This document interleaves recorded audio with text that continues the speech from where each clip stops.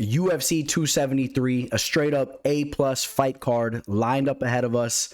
We have two of my three favorite fighters in the game right now. I think you guys probably know who we're talking about. As you see, we got Petr Yan over here, and we got Khamzat down over here. I'm a big fan of Volkanovski's as well, and the Korean Zombie, but this fight card to me is all about these two matchups that you see here. Like I said, two of my top three favorite fighters in the game, of course, the other being Conor McGregor. And I'm super excited for this fight card. I'm going to let you know right now, you guys might be seeing a special appearance from the teller himself at this fight card with a lot of amazing content coming to you guys on my Instagram, MMA Fortune Teller _. I got a funny story to tell you guys, something that just happened to me recently. It's MMA related. I'll be getting to that as we touch upon the intro. When we kick things off here. If you guys notice, I got a little bit of a creak in my neck. I blew my neck out. So if you see me looking a little funny with the way I'm tilted, something happened. If you guys want to hit up the comment section, the best answer, we'll give it a share. We'll bring it up. Whoever gives the best answer of how the teller messed his neck up in a horrible way. What else? I think it's about that time. Cue the music.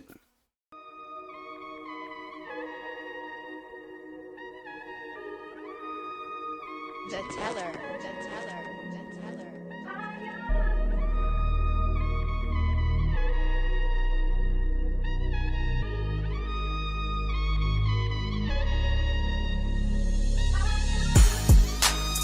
It's another day. Left jab, right jab. This is MMA. Mixed martial arts, quick body parts, undefeated when I pick 'em. Who the champ, who the victim? Looking in my crystal ball, I predict the winner. Never stop fighting. If you lose, keep your chin up. Know how the game go. I'm a smart fella. Welcome to the show. This the MMA fortune teller.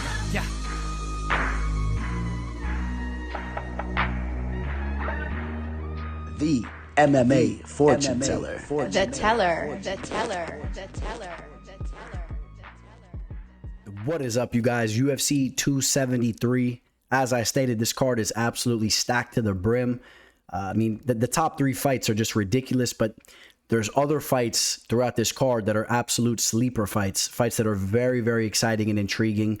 We'll briefly brush upon some of them here. Of course, you guys already know the big title fights. Khamzat Chimaev, one of the most electrifying up-and-coming fighters in the game, taking on a tough test in Gilbert Burns. It's a step up in competition. It's going to be a fun one to watch. Mackenzie Dern taking on Tecia Torres. That's a fun fight. Oleinik versus Latifi. I love this newly added fight that we had to the fight card here. Kelvin Gastelum taking on Dricus du Plessis. Both these fighters were initially supposed to be fighting other opponents, but those fights kind of fell through, and we matched these two guys up together. Anthony Hernandez will still be fighting on the card, but I love this newly added matchup here. I'm actually more excited for this fight than any of the other matchups that they had there. And to harp on that point, I'm more excited about this matchup than some of the other matchups that were being talked about on social media, such as the Kevin Holland fight or the Brendan Allen fight. I think that this is the best matchup here. This fight is straight fireworks. So a great add to the fight card. Ladd versus Pennington. Ian Garry taking on Darian Weeks. Now, Ian Garry had that spectacular UFC debut. He got the knockout. He kind of branched off of what Conor McGregor said when he was a young lad, talking about, the Irish are here to take over. They're not just here to take part, but they're here to take over. I love that post-fight speech. Let's see if he can keep that momentum going. Darian Weeks is actually a very talented fighter. I know he dropped his debut. We'll be talking more about that. And let me not go on too much about this card, but even all these early matchups, these are solid fights here, especially to kick off a fight card. I mean, Madsen versus Pichel, Arce versus the newcomer Daniel Santos. That guy's a savage. Rozenstruik versus Tybura, Malott versus Gall. I mean, these are all firefights, and that's why, like I said, I'm ranking this fight card an A+, a straight up A+ fight card. As I hinted, the teller is probably going to be live in attendance at this event, so make sure you guys got your boots laced up, and you guys are ready for some really electrifying content coming to you guys on Instagram and Twitter as well, and here on YouTube. I'm definitely going to be throwing some content here on YouTube as well, so just a heads up there. But yeah, very excited to talk about this upcoming fight card. Now, there is something else I wanted to tell you guys about. I thought this was pretty funny here.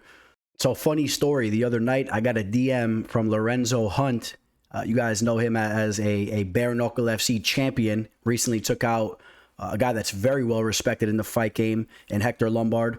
Funny story. So he shot me a message. He didn't quite realize that we actually just recently met each other, as you guys saw in that video. And I was hanging out, chopping it up, which I completely understand. He probably meets so many people, as that's what he stated when I brought it up. But he shot me a message basically saying, hey, I've been watching a lot of your content on YouTube. He said good stuff. He was very respectful, but he did not like the fact that I picked Hector Lombard over him in that fight. So, I mean, if you want to talk about a fighter with a chip on his shoulder, and I mean that in a respectful respectful way, Lorenzo Hunt is the guy. I mean, he was literally probably doing some research on YouTube, just pulling up some content on him and whatnot in regards to that fight, and he found my video and did not like that I picked Lombard over him. And he wanted to let me know that. Next thing you know, I shot him some videos from that night. I said, hey, you remember me? We were hanging out for a little bit. And he goes, oh my God. He's like, yeah, man, I remember you. Me and my cousin donated to his cause. He was doing a charity for wounded veterans and stuff like that. And like I said, man, come to find out, this guy Lorenzo Hunt's actually a really, really cool dude in a class act. I became a big fan of him after meeting him that night. And once he recognized or remembered who I was, we kind of got a little bit of a laugh out of that. And then I'll tell you what, man, like I said, he is strictly business. This guy is a savage. After that, he was just letting me know what's next on the radar for him. And he's looking to take out Joe Riggs. And then he's looking to go up and take the cruiserweight belt, the 205 belt, so to become a double champion. And he wants to redeem a loss that he did have earlier in his career against Teixeira, I believe his last name is. And that's the Trujillo, Gustavo Trujillo, the Cuban boxer who's been tearing up the bare knuckle FC scene, and we should see a rematch between those guys. So Lorenzo Hunt does not play around. I thought that was funny. I thought I'd let you guys know that story. But we got fighters tuning in to the show here, and it gave me a little bit of a laugh over here. So thought I'd let you guys know. Now, unfortunately, you guys know we got to hit the recap of this Blades versus Dawkins card, a fight card that was very, very frustrating for me. I'm going to briefly go over it.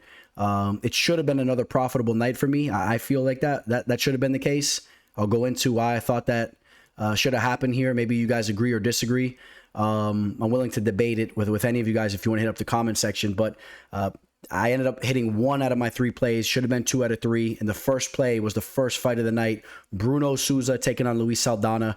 I had Souza. I had a very small play, 2-unit play on Souza. Got him at even odds. Action came in on him throughout the week, and Souza won the fight. He won rounds 2 and 3, in my opinion. I would love to sit down and watch that fight with any of you guys who disagree with me. Saldana was on the back foot the entire fight. He was throwing a couple spinning attacks in the 3rd round. And keep in mind, this fight came down to the 3rd round. I thought the 1st round was actually arguable who won that fight too, but Souza made that mistake again, taken down at the end of that round, blew that round. Otherwise, he was in control, pressuring. The 3rd round, Souza was slightly outlanded, but keep in mind, they were all leg kicks from Saldana, weak leg kicks on the back foot. Souza was pressing. He had the headshots. He was stuffing the takedowns, breaking off those clinches when he stuffed the takedowns, hitting Saldana with a couple shots. Finished the round very strongly, aggressing, pushing Saldana against the cage, controlling him, hit him with a nice shot off the break. I just don't see how anybody could have gave Saldana the fight. Saldana was raising his hands as if he wanted to bring the action, and then he runs away, doesn't even engage. I thought it was an absolute joke. I thought it was one of the bigger robberies we've had in a while. It was somewhat of a close fight, but the point is Souza won the fight clearly, and all 3 judges gave that fight to Saldana. Which you guys know, these judges just don't really have a clue what they're watching these days. You throw a couple spinning attacks, they swing, they hit air, and all of a sudden you went around. So that's what it was there, in my opinion. You guys let me know if you agree or disagree. I'm sure some of you guys are going to say Saldana won the fight. Some of you guys might have had some money on him. I've heard a lot of mixed reviews in that fight. Matheus Nicolau takes out David Dvorak, lands the big shot early in the fight. Nicolau's an absolute stud, and I think that David Dvorak is as well, and still has a bright future ahead of him. So I'll say that much. Great fight. Both those guys are legit flyweight fighters there. Manon Fiorot takes out Jennifer Maia. Manon Fiorot is a very, very serious contender. She's showing different elements of her game. Was taken down once in the fight, once or twice, depending on if you counted that second one as a takedown. She jumped right back up, showing to be a very, very well-rounded fighter, but her striking is phenomenal.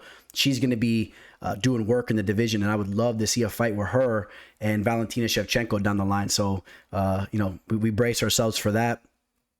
We had Kizriev and Denis. Excuse me here on the name, and this guy's name has been killing me. But Tecia, and this was a fight that was actually playing out a little bit closer than some thought early on, but eventually Kizriev took over, got that rear naked choke. And I'll say this much, though. As an undefeated 14-0 fighter, I'm not extremely high on Kizriev. He has more to prove, but it was a good look the way he ended up getting the finish in that fight, but a little bit of a slow start, and we need to see more from him there. Chris Gutierrez, man, this was an underdog play of mine. Got it at plus 135 odds, 2-unit play. Felt very good about this. If you guys read my bet description here, I thought Gutierrez should have been the fighter that was the favorite going into this fight, in my opinion. So, Gutierrez is very, very slick, smooth on the feet, silky smooth on the feet, throws beautiful leg kicks, and he's very composed. His record's phenomenal. I mean, he has a track record of handling business and getting his arm raised. Baccarel is a guy that has that big knockout shot for sure. There's no question about that. He has that big knockout shot ready to go. But you know what? That was a devastating loss for him. We'll see how he bounces back. I think that he's a tough customer. At the end of the day, I loved Chris Gutierrez in this spot there, and absolutely loved that play. And here was the Souza fight. So you see that robbery there. That's what I thought about it. And then from there, we still have one more play to talk about, which some of you guys know the play that I took. We'll get to it here. Sarah McMahon dominates with the wrestling over Carol Rosa. Very, very solid outing for McMahon there. Very, very much up there in age. We'll see how much longer she could do some work here. I don't expect really a title run or anything like that, but if she could string off some victories, good for her to end her career on that type of note. Carol Rosa was a fighter that was very much hyped up going into this fight. She needs to take a step back. She needs to work on her takedown defense. And then we get to my play here. This was my third and final play. It was a play on Slava Claus here, Borshov to take out Mark Diakasey. I had some intel and some word that Borshev has been working on his wrestling for quite some time, man. With Team Alpha Male, he should have been up to par there. And we already know about his striking. I was going to give him the striking edge regardless against Diakasey. As we saw very briefly in the beginning of the fight, Borshev was the better striker, but props to Diakasey. He stuck to a game plan. He needed a W. Diakasey was going into this fight 2-5 in his last 7 fights. He was on the chopping block, and good for him. He got a victory there. Cost me some money, but it is what it is. And that was a 5-unit play for me on Borshev, and I take that on the chin. And that wraps up my betting. Our bets from this card. Obviously, it was not a fun night for me betting wise, but guess what? I got the remedy, and that is UFC 273, which I already have an 8-unit max play that I already sent out. So do note that an 8-unit max play is already sent out for this upcoming fight card here, and that's going to be the remedy. And I got many more plays in the works right now. Neil Magny takes out Max Griffin. Who did you guys score this fight for? It was a very close fight. Griffin hurt Magny early in the first round. Magny finished the second round kind of strong. Maybe he took that second round, and then he won the third round there. Kai Kara-France takes out Askar Askarov, put him on Queer Street. Big shout out to Kai Kara-France. I'm excited for what's next for him, and this guy has really started to live up to his nickname, right? This is a guy that was getting a lot of knockouts early in his career. He came over to the UFC, wasn't getting any, but now he's starting to, he didn't get a knockout here. He did have the knockout over Cody Garbrandt, but you're starting to see the lightning that he possesses in his hands. I mean, he almost had Askar Askarov out of there. That was an exciting fight there. And then we had Brian Barberena, who defeated Matt Brown. I was a little disappointed here. I thought Brown did enough to get the job done, quite honestly. I know Barberena finished that third round strongly, and that probably was the deciding factor there. But I thought that the judges were kind of forgetting what Brown did earlier in that round. He had some takedowns, was throwing some beautiful elbows in the clinch. It was a very close fight. I think the legend Matt Brown deserved to get the nod there in his hometown. It was a fight that was probably literally just as even as it gets, in my opinion. And in that type of fight, you have to give the nod to Matt Brown. I mean, this fight was a dead even fight, in my opinion. I really had this fight marked dead even. When the fight ended, I said this fight can go any way, and I was in tune with the fight. Had my eyes glued to the TV. I mean, if you were scoring this fight from a percentage standpoint, I had it 50-50, 50%. It could have went any way, and you got to give the fight to the legend there in his hometown. Shame on those judges there. Alexa Grasso looked amazing in this fight. Went out there showing new wrinkles in her game. Gets the rear naked choke over Joanne Wood, and then in the main event, Curtis Blades takes out Chris Dawkins, and we all know about the wrestling and ground and pound of Blades, but how about the striking coming around, the power he possesses? That's an interesting thing to look forward to. Curtis Blades making a run towards the top of the division again. I'm always excited to see Blades step in there. He's just a Goliath of a man, and he's a very talented fighter, and he's a fighter that's a little bit slept on, in my opinion. Again, he's only lost to two men, right? Francis Ngannou and Derek Lewis. And the Lewis, we went on about that already. He made a mistake in that Lewis fight, and again, it was an uppercut. Excuse me, I slipped up last video. I said it was a knee, but of course it was an uppercut. And Curtis Blades, let's keep an eye on him moving forward. And I think Chris Dawkins was a little bit pushed to the top too quickly, and we'll see what he could do moving forward as well. That's the recap there. It boiled down to that first fight, the Souza versus Saldana fight. I thought Souza won it. I feel very confident about that, and it's another profitable night for the teller, in my opinion. So it is what it is. But either way, we move forward to UFC 273, an A-plus fight card. And with no further ado, we're going to jump right into it. Let's go. So in the first fight of the card, we have Kay Hansen taking on Piera Rodriguez. Piera Rodriguez coming off a victory on Dana White's Contender Series. She is a Black House product, so we know that she's been getting in some great work, and a lot of those people from those neck of the woods are quite high on her.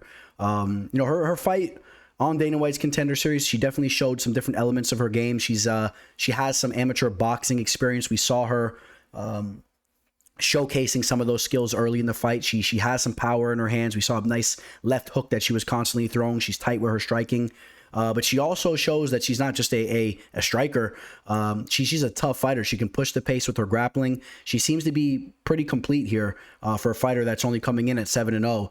And in my opinion, she has that X factor with the tenacity that she possesses. She's a girl that's she comes in very good shape, but she's just a very fiery fighter.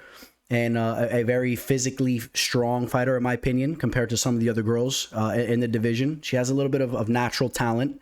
And this is a girl that I think that we could see really round out her game. And again, you see her over here at Black House MMA, putting in some work with Tabitha Ritchie, also a UFC fighter. In that fight that she had on the show, she started off good. She did fall into some adversity in the second round there, towards the later half of the first round. But you know what? I like the way she finished the third round. She got on top. And in fact, right as that fight ended, she had her opponent completely flattened out. She had her mounted, and she was starting to rain down some big shots. The fight potentially, who knows, could have been stopped if there was another minute or so, another 30 seconds. So, you have to understand that this girl has good cardio, and she continues to fight. She can go for a while. Kay Hansen is a girl that was so hyped up coming into the UFC. We know that she's a jiu-jitsu coach, I believe, in San Diego. Might be wrong there. I know over in California, maybe Fullerton, it says there. I know it was in California. She's a jiu-jitsu coach at one of the 10th Planet Jiu-Jitsu gyms over there. And they've been very high on her. But as of recently, she's been having a tough time. She just dropped 2 fights in a row. If you want to be honest, her UFC debut, I believe it was, that was a fight where, like I said, everybody was so high on her. She was a big time favorite. We remember the whole story about somebody having a parlay or whatnot with her. That was like $100,000 parlay. She was losing the beginning of that fight. She ended up pulling off, I believe it was a head and arm triangle choke, which props to her for fighting. Yeah, it wasn't a triangle. They have it listed here as a triangle armbar. It's a head and arm triangle choke there. And props to her for hanging strong in that fight and eventually getting the victory over the tough Jinh Frey. But again, she was losing that fight. So she was losing the majority of that fight. She loses 2 fights in a row where she shows suspect takedown defense. Her striking's okay. Corey McKenna just lost a fight, although it was very close. But Corey McKenna didn't showcase the best of her abilities recently, so that loss even looks worse. Jasmine Jasudavicius just pretty much dominated her in her last fight 4 weeks ago, a month ago. So the UFC is throwing her right back in there against a fiery fighter in Piera Rodriguez. And, Piera Rodriguez, 29 years old, more into the physical prime of her career right now. You got Kay Hansen, a very young fighter who, I kind of question where her mental is at this point. Coming off these losses, is she starting to question herself? What's going to happen when Piera Rodriguez starts to shoot for some takedowns, which I think she will. Like I said, she has solid boxing, but she does favor shooting in and getting in on the legs as well. She's a complete fighter. And I could see her getting some takedowns on Kay here. If we don't see some development in Kay Hansen's game, if we don't see her start to progress, which there's definitely room for her to do that at the age of 22, I think Pierre Rodriguez comes in here and gets the job done. And that's the way I'm leaning right now. I like Pierre Rodriguez. She's a tough cookie, and Kay Hansen has been going through some issues here. And we'll pull up the live line right now. And Pierre Rodriguez has money coming in on her. She's now a minus 125 on some lines here, on some books. And this line was actually more of a pick'em just a couple days ago. So you could probably expect Pierre Rodriguez to settle in right around that minus 145 range, in my opinion. I think that's the trajectory we see happening in front of our eyes. I got Pierre Rodriguez to win the fight. And hey, it's an underrated fight on a stacked card. I like this fight here. Mark Madsen taking on Vince Pichel. And that is Vince Pichel. That is not Cub Swanson, for those of you guys that are confused there. Of course, Cub Swanson, the doppelganger of Vince Pichel's. They look so much alike. Two OGs in the game. And Vince Pichel is a guy that hasn't always been the most active, especially coming off the Ultimate Fighter show. But as of recently, he's been very active when he's inside the octagon. He's been really bringing the fight. He's been getting the job done. His only loss as of recently was that Gregor Gillespie loss. We know that Gregor's grappling is ridiculous. And interestingly enough, now he goes in against another guy that's very talented in the wrestling department, Mark Madsen, a guy that is an Olympic caliber wrestler, phenomenal athlete. But you know what, man, I'm about to get on him right here, because Mark Madsen's a guy that I was extremely high on, at least going into his last fight. But after his last fight, I have completely pumped the brakes. I thought the performance that he put on in his last fight against Clay Guida was a horrible performance. Even though he got the job done, it was a split decision victory. I thought that his game plan in that fight was horrible. He did not go for one takedown throughout that entire fight. For 15 minutes straight, he just was circling around, engaging in a striking affair with Clay Guida. And in that, he was almost playing into Clay Guida's striking tactics and was letting the fight play out very closely. I was very disappointed in him. The only thing he was really trying to do was clinch up and throw that knee up the middle as Clay Guida threw the hooks. As he did that, he was clipping him with hooks, coming across his guard there.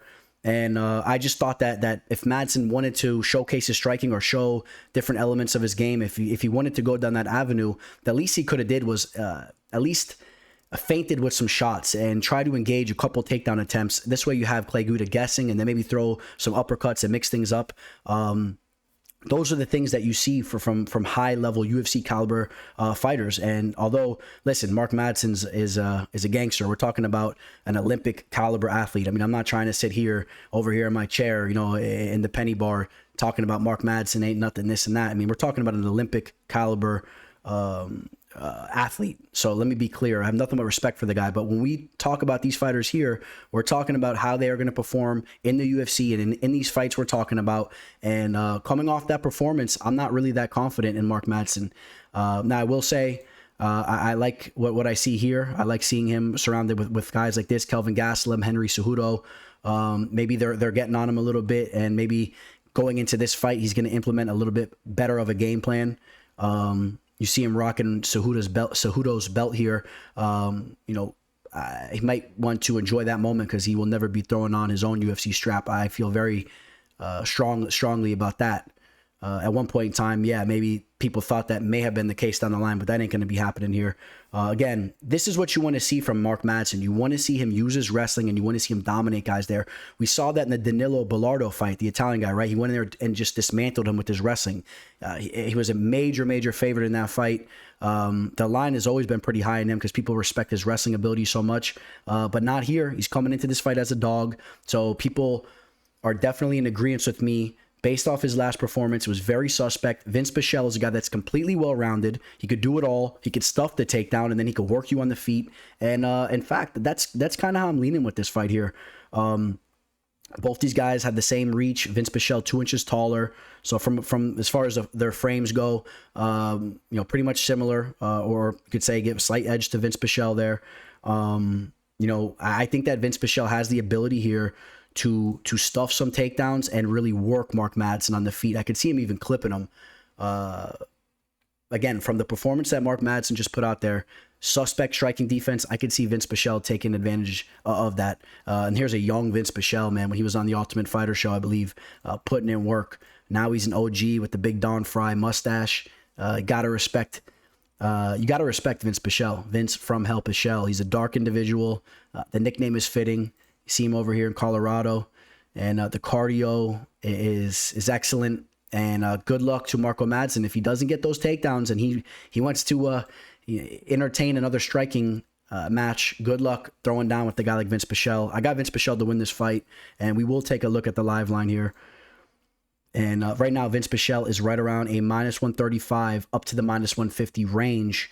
And some people actually throwing some money on Mark Madsen right now.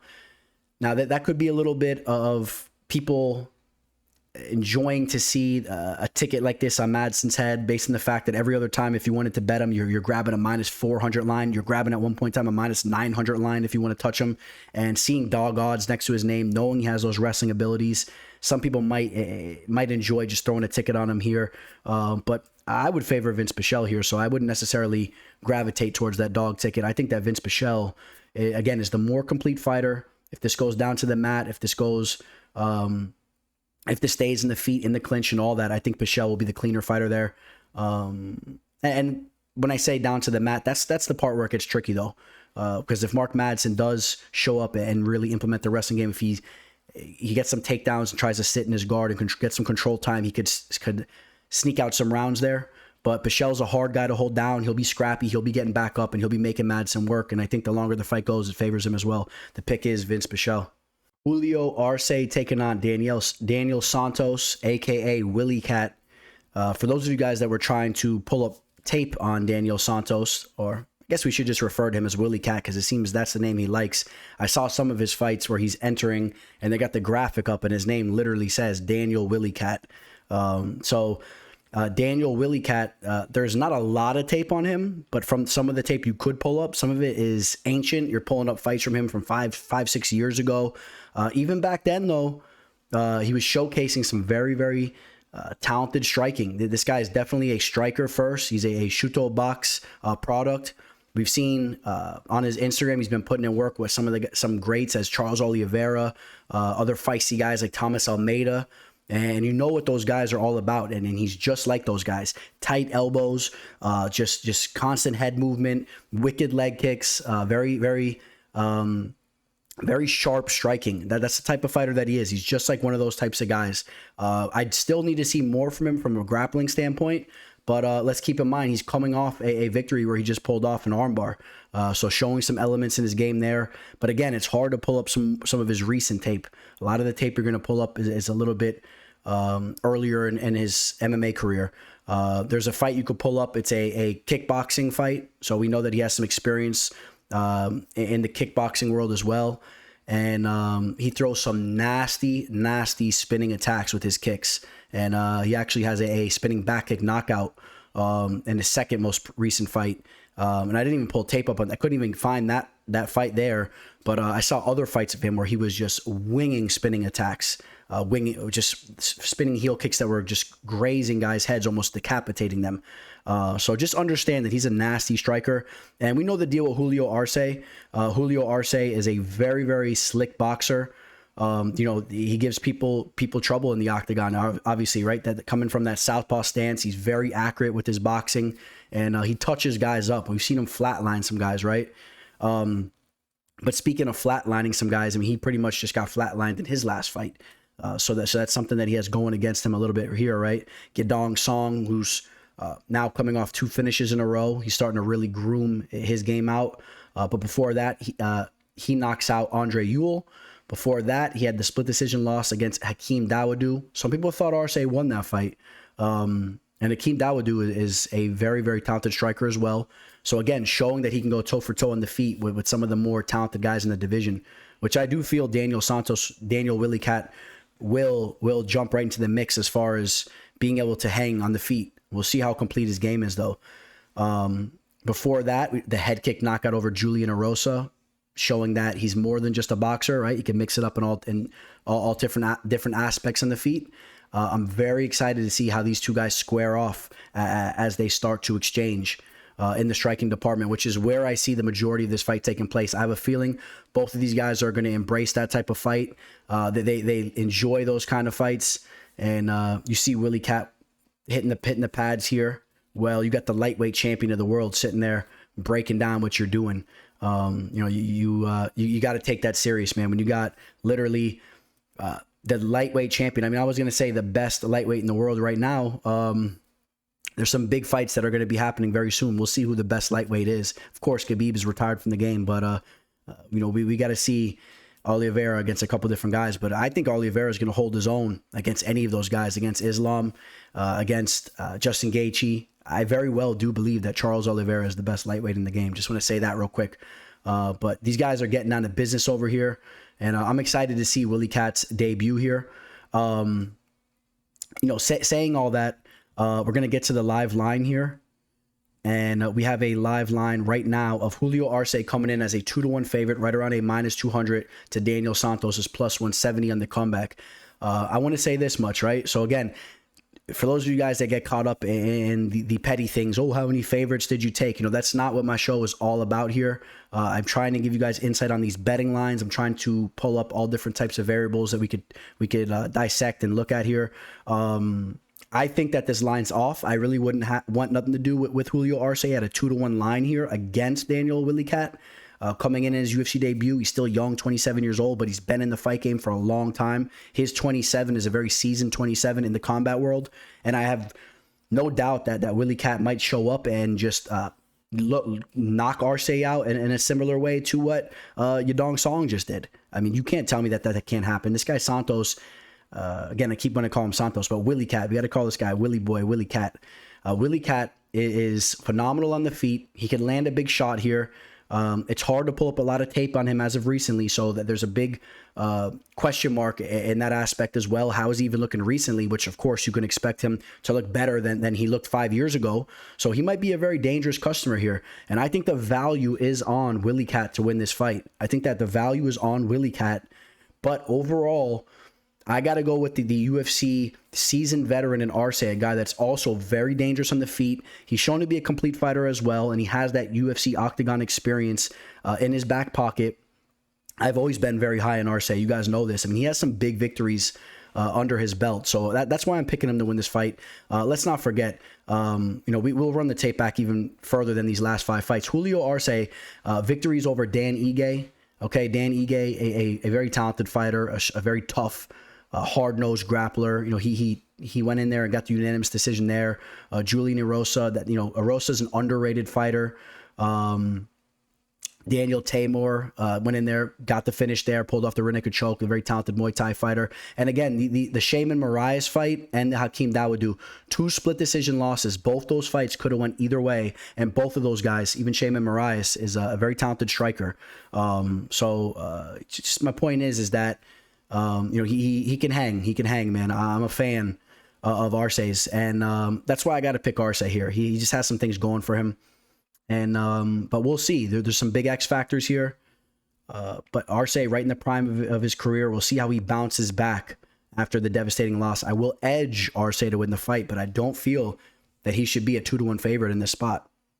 Mickey Gall taking on Mike Malott. It's a perfect matchup here, right? These guys look like they were meant to go to war with each other. 2 studs here, and guys that are at a big point in their careers, both of them, right? Mike Malott making his UFC debut. Mickey Gall does not want to lose 2 fights in a row. Mickey Gall is a guy that really made a name off that CM Punk fight, and it's been win-loss. And Mickey Gall needs to string off some victories here, but first and foremost, he needs to put a W in the column coming off that loss. Interesting story here, right? Or not interesting story, but a little background to this. There's a guy that I've conversated, talked with a little bit. Cool dude. I was hoping he was going to come out to the fights. He's a very funny comedian. This guy Jared. If any of you guys are familiar with the PBD podcast, Patrick Bet David podcast, he was on that back in the day. Now he's kind of broke off and he's doing his own thing with Mickey Gall. They have their own little podcast on YouTube, and I just shot him a message. I was asking if he was going to go out to the fights, but he's not, unfortunately. He has some comedy shows he's doing in the middle of America, so he won't be there. But he said keep an eye on his boy Mickey, because Mickey's in phenomenal shape and he's going to tear things up. So I take Jared's word on that. I think Mickey Gall looks like he's in phenomenal shape. He's Mickey Gall is a guy, first and foremost. He was a grappling based fighter. Jiu-jitsu was his base. He's been working on his striking throughout the years. We've seen him show some flashes here and there. But Mike Malott, this is a guy that's the striking coach over at Team Alpha Male, I do believe, and looked phenomenal on his Dana White's Contender Series fight. Dropped Szymon Smatritsky. You guys know that was an official play of mine on Dana White's Contender Series. Ended up dropping him, pulling off that choke there, that nasty guillotine choke. I believe he dropped him in that fight before Smatritsky kind of went for the takedown. But either way, Mike Malott is slick on the feet. I'm telling you guys that right now. He's very, very technical. And you guys know, man, when you're teaching a certain art, especially if you're teaching jiu-jitsu, you're teaching MMA in general, but you're teaching striking, and you're constantly going over the ins and outs of the technique and just the basics, it really does help your game thrive. I truly believe that. We've heard a lot of fighters talk about that. And Mike Malott's a guy that just is so technical in there. When you look at some of his fights that are out there, some of his previous fights, because you don't want to just watch the Dana White's Contender Series fight because it was very quick. But break down some tape on him and you'll see he sticks to his technique all throughout the fight. He doesn't get reckless. He doesn't start winging punches. This guy is elbows in, very tight with his striking, good striking defense, beautiful kicks. And I definitely give him the edge over Mickey Gall on the feet. Although Mickey's he's explosive, he has some power there. Interested to see how the exchanges look down on the mat. I'm a little bit curious, how Malott will look down there with Mickey Gall on the mat.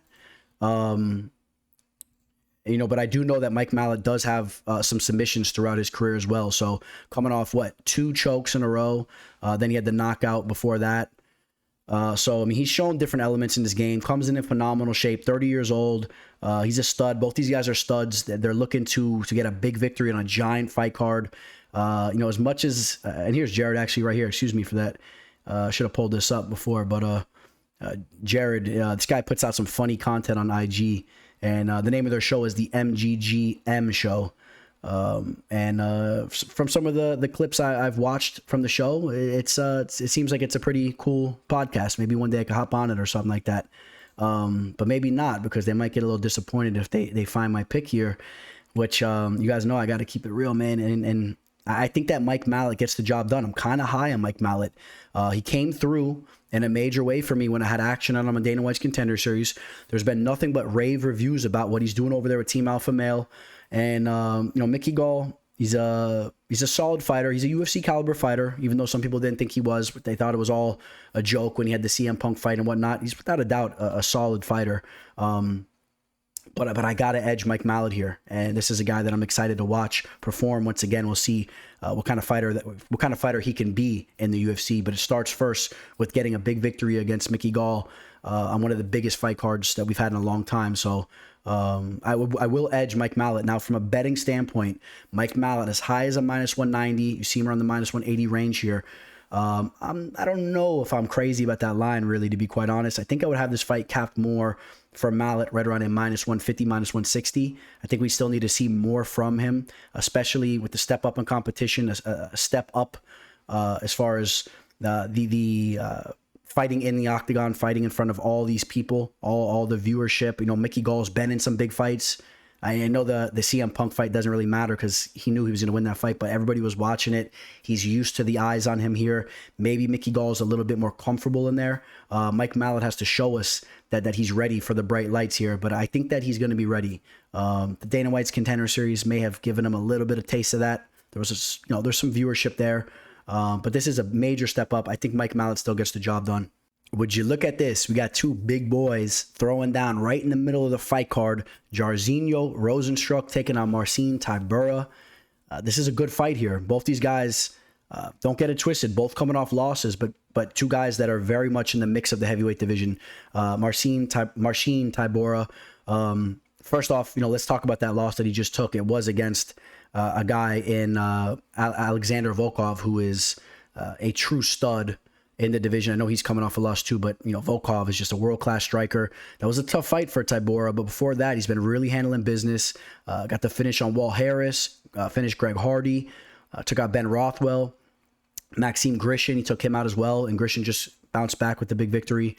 Rozenstruik, win, loss, but look at these victories, man. He's still going right back to the cookie jar, pulling out knockouts, right? Got the knockout over Junior Dos Santos, had the knockout over Augusto Sakai.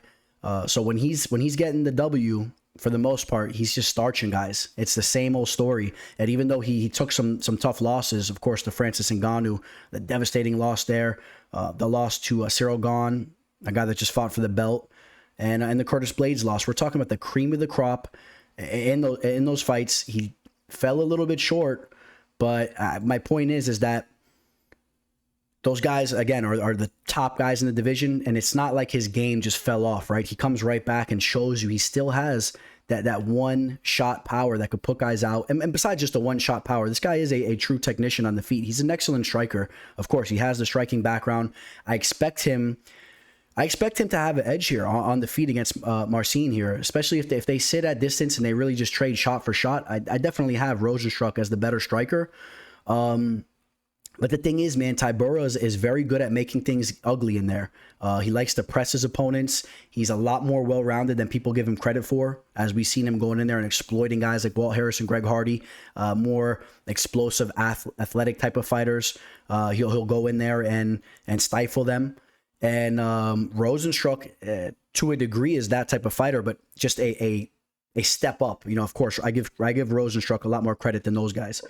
But again, they are very similar in a lot of aspects with the striking, being explosive and athletic. So Tybura has that experience of being in there with those types of fighters.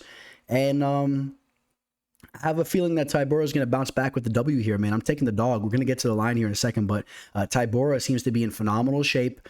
You guys know, when it comes to a fighter bouncing off a loss, coming off a loss, if it's not a devastating knockout specifically as well, sometimes I like that. Okay, now, of course, when they're coming off a devastating loss, knockout loss, there's also question marks about how the brain is, how they can take a shot after that. But Tybura, lost the decision to Volkov. It was a unanimous decision 4 months ago. He's had some time to rebound from that fight. I know he was as hungry as ever to get back in the octagon here on a giant fight card again, like I've been saying, and I'm going to continue to say, in a giant fight card. These guys know this stuff.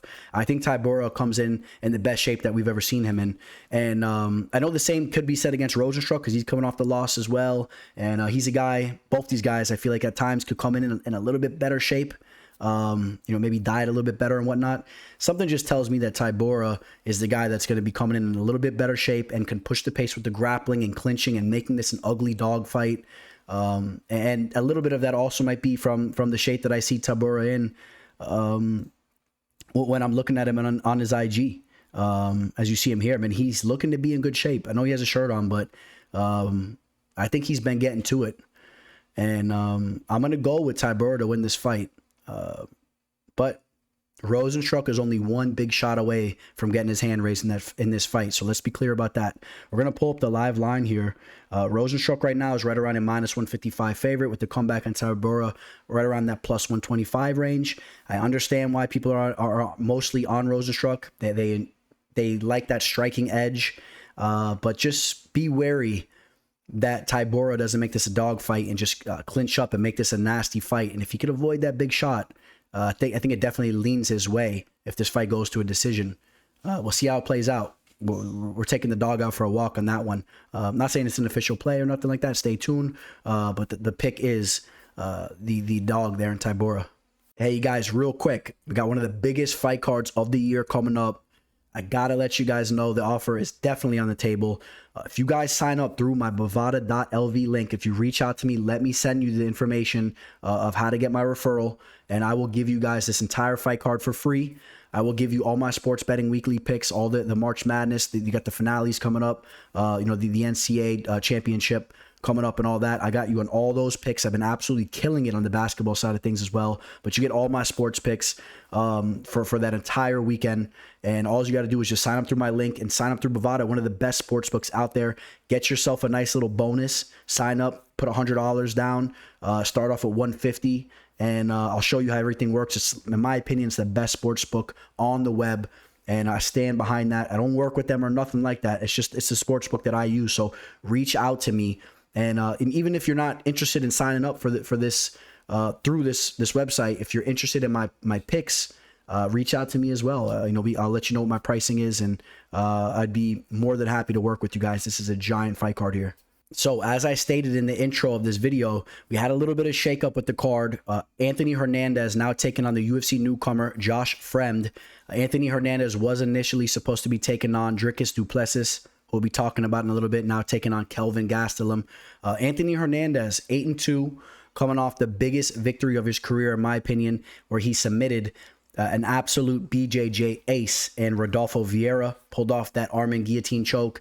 And that was a little bit due to the fact that Vieira gassed out, but you still can't discredit the sub. When you sub a guy like that, that's a big accolade. And you know what? It's not the first time Hernandez went in there and got a beautiful choke. Pulled off the Anaconda choke over Jung Park, who we now know is a phenomenal fighter. At the time, Park was making his UFC debut. Fight took place over in Asia, and we didn't really know about Jung Park.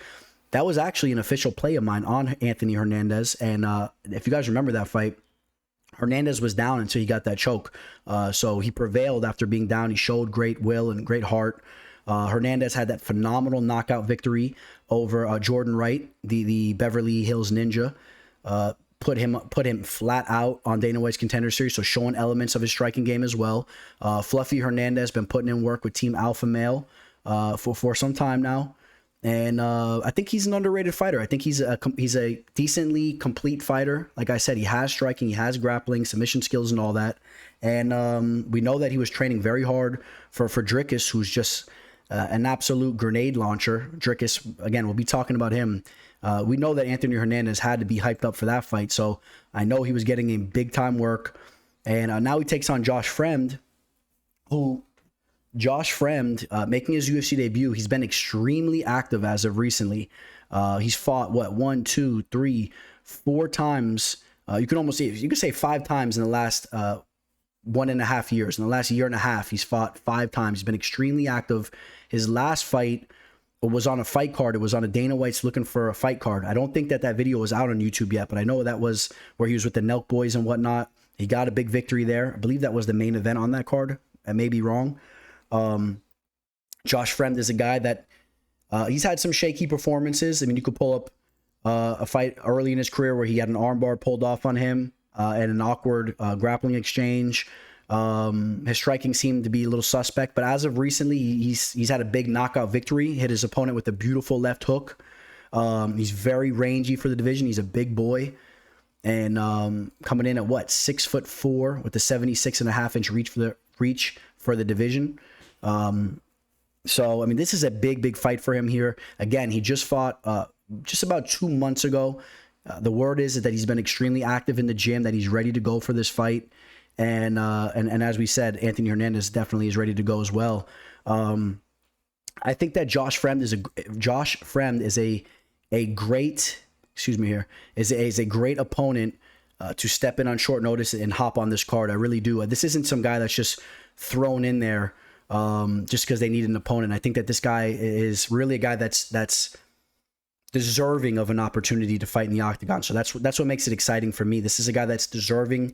He's a fighter that has potential to hang around. And if he can go in here and get a victory over Anthony Hernandez, he's more than likely going to be proven to do that over time. He'll be proven to be a guy that is a UFC caliber fighter that will hang around.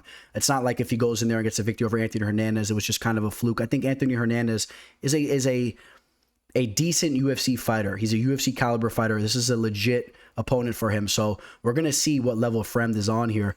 We're going to pull up the line. Fremd's going to be right around a plus 155 dog down to the plus 140 range.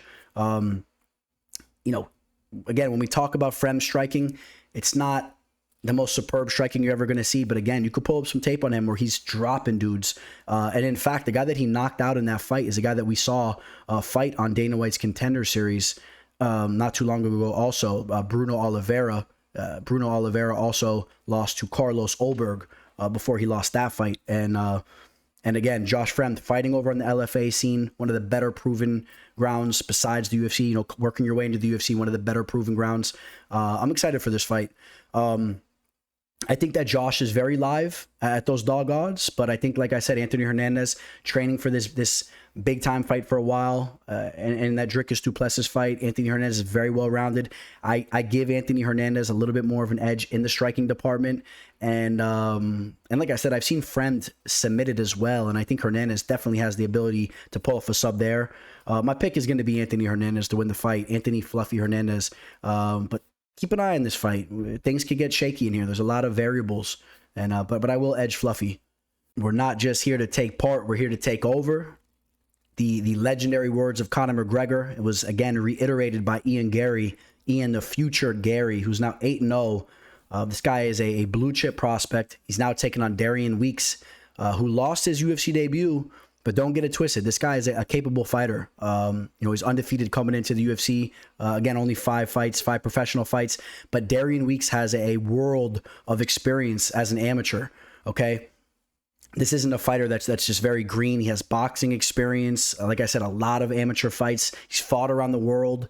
He's traveled, and he's ready for a fight like this. I truly believe he's ready for a fight like this, and I know he's extremely hungry coming off that loss here. But again, we go back to Ian Garry. Ian Garry has been putting in work over at Sanford MMA, one of the better gyms on planet Earth.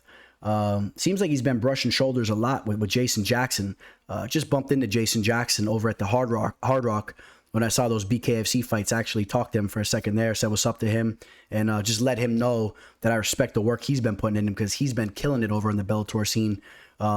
It's a little bit of a shame that the UFC didn't keep him coming off that the Ultimate Fighter show, Black Zillions versus American Top Team, because he was a true talent coming off that show, but for whatever reason he gravitated towards Bellator. But I love to see Garry brushing shoulders with these types of guys, man, in and out of the gym. And again, you see another picture of these two guys. I mean, Jason Jackson has been looking brutal on the feet with his striking, just picking guys apart. And then we saw the same from Ian Garry in his last fight. Ian Garry, a little bit of a slow start in that fight against Jordan Williams. You guys know Jordan Williams, the diabetic fighter, who's had some big fights. The big win on Dana White's Contender Series, the knockout over Gregory Rodriguez. In that fight, Jordan Williams was pressing him up a little bit, and Ian Garry was very patient in that fight. He took his time, and he waited for the right moment to capitalize, and then boom, sniped him. I like the composure that he showed in that fight, and I think that there is some real potential for him. Everything that we see from him, he's a very, very, very well-rounded fighter. He's working on all different avenues of his game. He's a complete mixed martial artist, and that's you need that type of base if you want to be a fighter that is fighting at the top of the game. Of course, you don't want to be a one-trick pony, and Garry has potential to continue this momentum, man. I really believe so. Now he has a long road ahead of him here. Let's see him get through Darian Weeks. Let's see him get another big time knockout here, and then let's see more and more of a step up in competition as we move forward, of course. And we'll talk more about the potential he has then. At this point in time, let's just see if we can get a W here. One thing I noticed about Ian Garry is, which if you want to hear me talking more about people's personal life, wait till you hear my closing thoughts, because you know I'm going in on the whole Will Smith situation. That's gonna be my closing thoughts. But Ian Garry, nothing but respect for him and his girl or his wife, whatever she is. But it seems like she's kind of running the show a little bit. So maybe I shouldn't say that, but she's all over his social media. I know he has a YouTube channel where they're always doing things together, and respect to them for doing that. But you know, sometimes you got to just keep an eye on that. Hopefully that doesn't get doesn't prohibit him from getting proper training in. It doesn't kind of distract him. And obviously, as of right now, that doesn't seem to be the case. They kind of remind me of a little bit of a cleaner cut version of Conor McGregor and his wife, in my opinion. They seem like they're clean people, good people. So again, nothing but respect. But you know, he very much loves his girl, man. It's all about him and his girl all over his YouTube and whatnot. So and again, not that there's nothing wrong with that.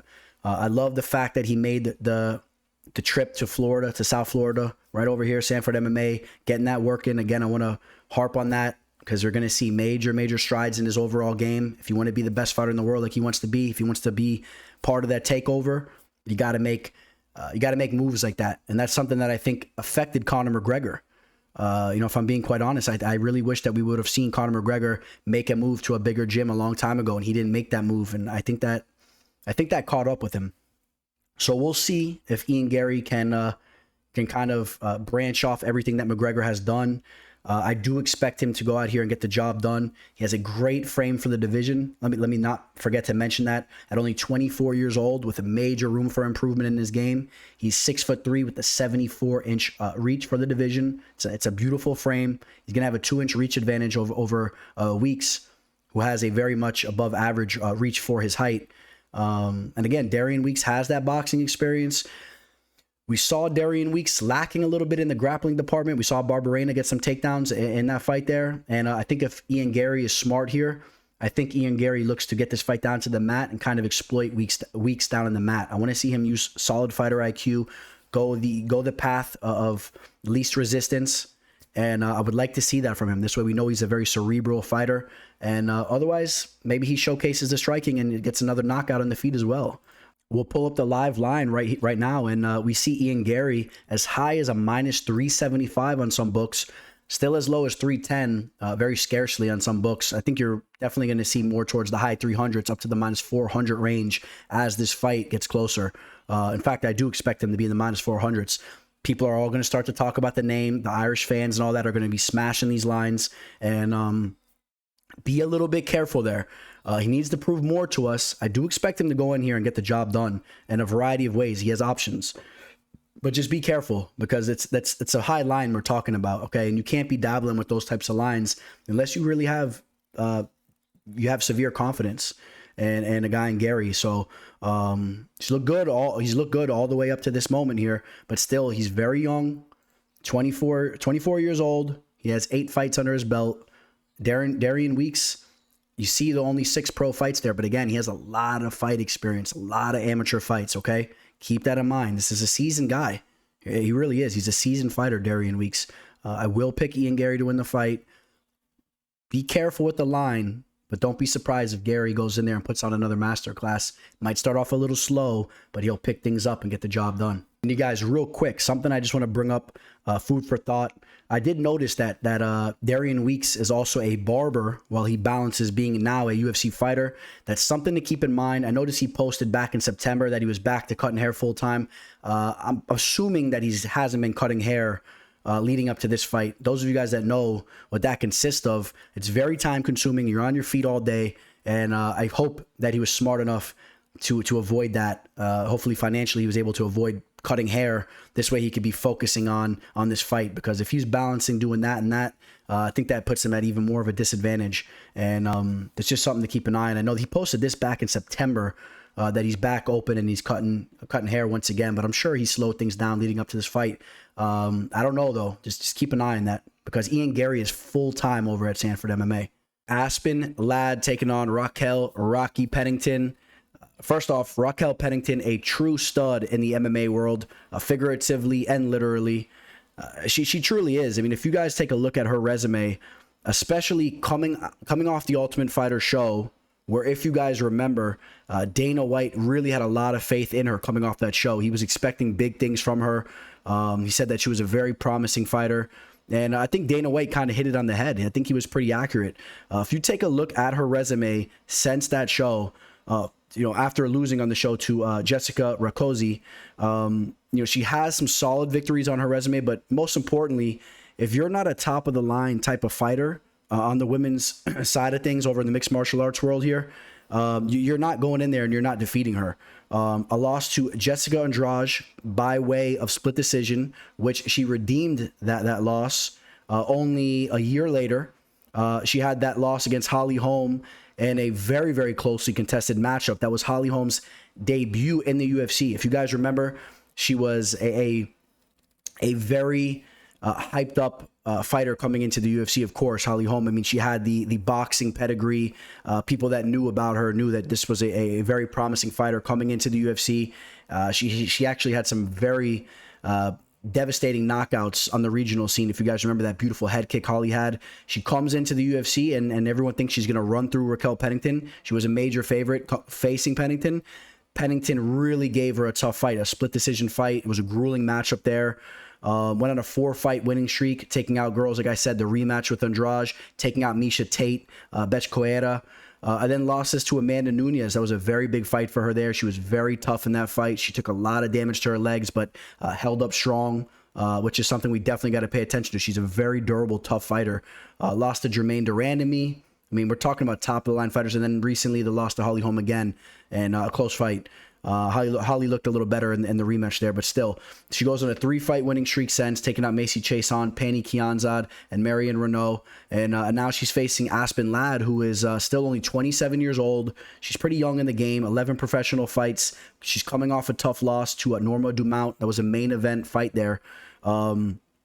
Before that, Aspen Ladd did have a good bounce-back fight. She had the finish against Yana Kunitskaya, and that was after getting knocked out by Germaine Durandamy. So Aspen Ladd has been a little bit all over the place here. You really don't know what to expect from her. She's very tough. I guess you can expect that, but you don't know if she's going to get her hand raised as of recently. I mean, things have been a little bit up and down with her. What version of Aspen Ladd are we going to see here? But like I said, when it comes to Aspen Ladd, we're talking about a fighter that comes in phenomenal shape. We know she's always running up in the mountains with her dogs. She has good cardio. She's a decently well-rounded fighter. She can strike with you on the feet. We talked about her recent knockout victory. She can grapple as well. If you remember, she had 2 fights with Sijara Eubanks. I believe she had 2 fights with Sarge and really prevailed in those fights using her grappling at times. She's very physically strong. I mean, she has things going for her. But you know what? I mean, if you take a look at Raquel Pennington's resume, I mean, this isn't the type of fight that Raquel's going to go in and drop. I mean, Raquel consistently rises to the occasion in these types of fights. Now, I do expect this fight to be a grueling fight. With a lot of boxing involved. I expect these girls to trade a lot of shots in the boxing side of things. It might get a little dirty. We'll see some clinch work and whatnot. But I do feel like both fighters kind of favor those types of battles. And at the end of the day, I think that Raquel Pennington is going to slightly prevail in all of those different avenues that this fight will go to. Like I said, in the boxing exchanges and the dirty clinch. And you know, and honestly, I don't even see this fight really going to the ground that much. I don't think that's what we're going to be seeing here. So keeping it on the feet, I just think that Raquel Pennington edges it there. A very physically strong fighter, but Aspen Ladd is as well. But everything that Ladd does, I kind of feel like Pennington does just a little bit better, which is why I got to pick Pennington to prevail here. Probably via decision. I'm going to go via decision here. I think Ladd will hold up. It'll be a fun fight. It'll be a word I used again before. I'll use it again. A grueling type of fight where they're just going to go at it. We'll take a look at the live line here, and we're looking at a line currently of Raquel Pennington right around a -180 up to a -200 favorite. So people tending to agree with me here. She's about a 2-1 favorite going into this fight. So people a little bit off the Ladd hype. If you guys remember, not too long ago, Ladd was getting some legit hype in regards to her betting odds. And you know, here she's coming in as a dog. And we'll see how it plays out. If Ladd's gonna have success, she's going to have to beat Pennington at her own game. She's going to have to get the better of those boxing exchanges. And when they're clinched up, she's going to have to use some solid technique and some strength to kind of get the better of those exchanges and maybe eke out a decision. But I think Pennington is the one that's going to prevail there. Kelvin Gastelum versus Dricus du Plessis. This was the fight that was recently added to the card. A little bit late to the party, but better late than never. And this is a fight that I'm very, very excited for. I had a little bit of a disagreement with some of you guys in IG. I did a little post for this over there, MMA Fortune Teller _, and some of you guys were a little disappointed we didn't have the Kelvin Gastelum versus Kevin Holland fight. And some of you guys need to start being a little bit more aware of what Dricus du Plessis brings to the table. This guy is non-stop action. We're talking about dynamite in the fist. This guy has crazy knockout power. He's an entertainer. I mean, this guy really has the ability to hold it down for South African MMA. 16-2 as a pro right now. I believe he's 2-0 in the UFC with 2 knockouts since joining.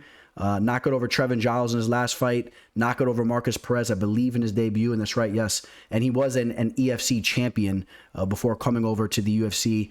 Victory over Brendan Lesnar. Over there, he submitted him, not to be confused with Brock Lesnar. A lot of people believe that was his long-lost stepchild, but that's not necessarily the case. I think that's a false statement. But Dricus du Plessis, this guy, he grew on me within those last 2 fights. He's grown on me. He's never out of a fight. We saw him kind of jump off to a slow start against Marcus Perez, but ended up clipping him with that left hook, knocked him out there, and then looked great against Trevin Giles as well. So Kelvin Gastelum, on the other hand, has been really struggling. I thought that he did enough to defeat Dern until there, quite honestly. But besides that, he was slipping against Jack Hermanson, got caught in that heel hook, looked very good against Ian Heinisch, but then he dropped the ball against Robert Whittaker and Jared Cannonier. Now, of course, we're talking about top-level talent, so that's what it is when you're talking about Kelvin Gastelum. He's always at the top of the division. He's fighting the best in the world. So depending on how you want to look at those losses, maybe we're putting him under the magnifying glass too much. Maybe this is going to be a little bit of a fight that's reminiscent to that Ian Heinisch fight, where you see Kelvin shine against guys that are a little bit of a step down, right? Then he starts to shine there. Is Dricus du Plessis, is he on the level of these types of guys? We're going to see. Kelvin has that fluid striking. We know he can grapple and wrestle and all that. He tends to forget that sometimes when he's in there, to be quite honest. I think that there's times he should be going to the well a lot more with his wrestling, and he doesn't. I think that there could be a slight advantage with his wrestling there, although Dricus is not completely inadequate down there, and he's a phenomenal athlete. He's very strong. I mean, he has the ability where if you go in with a telegraph shot, he could definitely make you pay. There's no question about that. He's going to have about a 4.5 inch reach advantage here. He's well taller than Kelvin. He's definitely going to be the more physically imposing fighter when these guys square off. That's something that I do expect. And then that's not necessarily something new for Kelvin, right? Kelvin's a guy that has bounced around in weight classes. A lot of people thought that he really is a legit welterweight fighter, but has had a lot of success at the middleweight division.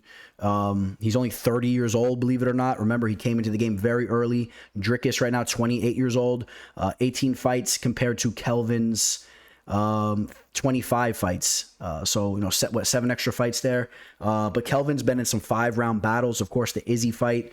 I think that Kelvin, to be quite honest, I think that Kelvin has some mileage on him, and I think that it has shown in some of his fights as of recently. I'm such a Kelvin fan, but if I'm calling it how I see it, I've seen some mental errors in his fights. I've seen some questionable moves that he's done, or I've seen some points in fights where he could just pick it up a little bit more so and steal these rounds or take the fight, and he kind of hesitates, and it costs him these fights. And sometimes I've had some money on him in those specific spots, and it's been very frustrating to watch because if he did just a little bit more, he could be snatching these rounds, but he gets a little complacent. If you guys remember, in one of those fights, Rafael Cordero was telling him he's winning all these rounds when he was not winning the rounds. So that that was a little bit questionable. It was a questionable thing to see because he's in there cruising and his coach is telling him he's winning, but he's not winning. And is that going to be the case here again? I mean, when say Dricus gets up on the scorecards and his coaches are telling him, "Oh yeah, you're fine," and he's sitting there on the back foot just throwing a couple combinations when he could be picking it up, going for takedowns and stepping it up and stealing these rounds, solidifying the fight, and he doesn't do that. I definitely got to bring that up because I've seen that happen, and there's a possibility it's going to happen again. So again, though, giant fan of Kelvin Gastelum. If you guys remember, this was a guy that was the last fighter picked on the Ultimate Fighter show that the season he was on. Not a lot of people believed in him. He went out there, he took out Uriah Hall. Uriah Hall was the phenom coming off that show. Went in there and just grinded him out. Sometimes I wish, again, that he would go back to his wrestling a little bit more and his grueling type of fighting style that he can mix in with his striking instead of always falling in love with his nice straight left that he likes to favor. He's always waiting to tag someone with that left. He's setting it up with his right. He's trying to paw with the right and hit him with that nice left. And I think he falls in love with that a little bit too much and gets a little bit lackadaisical in there at times. So, again, remember now, he was initially supposed to be fighting Amavov Nasruddin Amavov. If you want to talk about the difference in opponent compared to what he was training for, Amavov, more kind of a striking base fighter. I would say, yeah, he is a striking base fighter, decently well-rounded. I think Dricus and Amavov are very similar type of fighters, which is not that it makes a difference, but which is maybe a reason why Kelvin jumped on this fight. Not that I think he would have hesitated anyway. And I'm going to be picking Dricus du Plessis to win this fight. Like I said, man, Kelvin has had some mileage on him over the last couple years. Dricus is a guy that's been showing up. He's showing out. And I think he rises to the occasion here. I could see him hurting Kelvin. If you remember recently in some of these fights that Kelvin's been in, he's been dropped, he's been wobbled. Now, yes, he always does show to have a granite chin. He bounces right back, and he'll act like nothing happened right after he just got wobbled. 20 seconds later, he's on the offense, he's on the attack. But Dricus hits a little bit different, if you guys catch my drift. If you've seen some of the power that he possesses, I could see Dricus getting a knockout in this fight. I really could. I think these guys are going to go to war. The crowd's going to be going crazy. The teller's going to be sitting in the front row, getting everyone hyped up, tossing shoeys and beers out to everybody. I won't be doing any of those shoeys, but if you guys want, we'll pour them in your shoes. And the crowd's going to be going crazy. And I think that these guys are going to engage, and there's going to be an opportunity for Dricus to land. But even if he doesn't get that knockout, maybe he wobbles him, takes 2 of the 3 rounds. Maybe we see different elements of his game. He's a stud athlete. And I'm going to roll with Dricus here. We're going to take a look at the live line. And Dricus du Plessis is coming in as the dog. I guess it's understandable. We haven't seen him, like we talked about earlier. We haven't seen him on this level of proving ground against a fighter like Kelvin. I'm going to say that he rises to the occasion.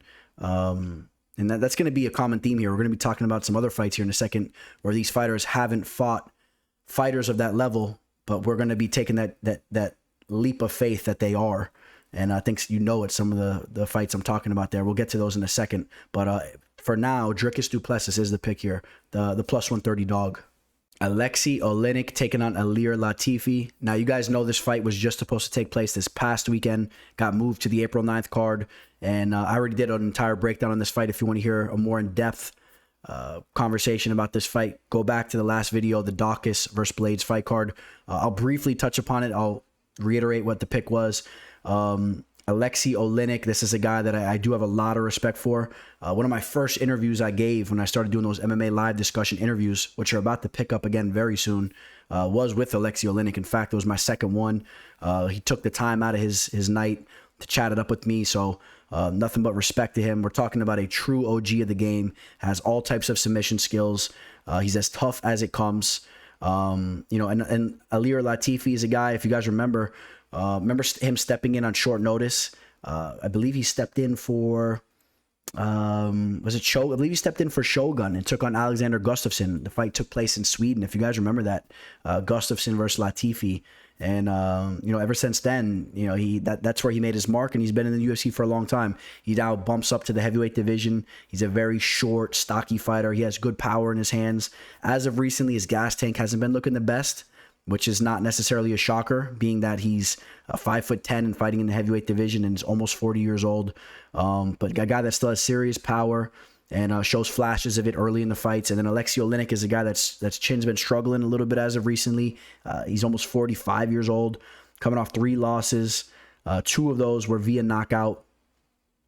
I'm going to say that Latifi is going to get the better of Oleinik here, although I do think Oleinik is live in this fight. And if Oleinik can come in phenomenal shape and push a pace like he did when he took on Fabricio Verdum, which was his last victory, where he won via split decision. He was a big dog in that fight.